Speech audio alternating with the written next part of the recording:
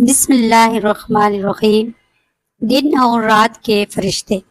حدیث نبی صلی اللہ علیہ وآلہ وسلم حضرت ابو ہریرہ رضی اللہ تعالی عنہ روایت کرتے ہیں کہ رسول اکرم صلی اللہ علیہ وآلہ وسلم نے فرمایا، یک کے بعد دیگرے تمہارے پاس رات اور دن کے فرشتے آتے رہتے ہیں اور یہ عصر اور فجر کی نماز میں جمع ہوتے ہیں، تبدیل ہوتے ہیں، پھر وہ اوپر چڑھتے ہیں جنہوں نے رات تمہارے ساتھ گزاری ہوتی ہے، پھر اللہ عز و جل تمہارے بارے میں ان سے پوچھتا ہے، حالانکہ اسے تمہاری خوب خبر ہے، پوچھتا ہے کہ میرے بندوں کو تم نے کس حال میں چھوڑا؟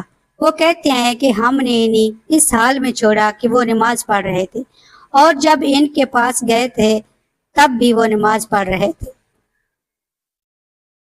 نہ ہوتا اگر یہ توبہ کا سہارا ہم کہاں جاتے۔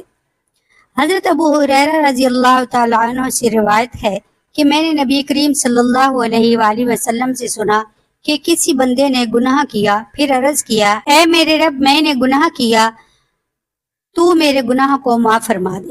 اللہ تعالیٰ نے فرمایا، میرے بندے نے گناہ کیا، پس وہ جانتا ہے کوئی اس کا پروردگار ہے جو گناہوں کو معاف بھی فرماتا ہے اور گناہوں پر گرفت بھی کرتا ہے۔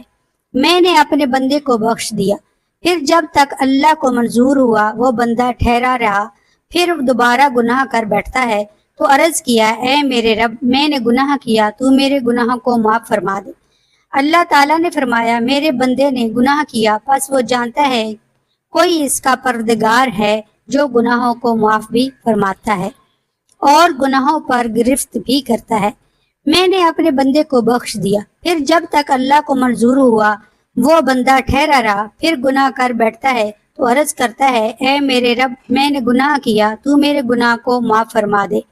اللہ تعالیٰ نے فرمایا، میرے بندے نے گناہ کیا، پس وہ جانتا ہے کوئی اس کا پروردگار ہے جو گناہوں کو معاف بھی فرماتا ہے اور گناہوں پر گرفت بھی کرتا ہے۔ میں نے اپنے بندے کو بخش دیا 3 مرتبہ، پس اب جو چاہے عمل کرے۔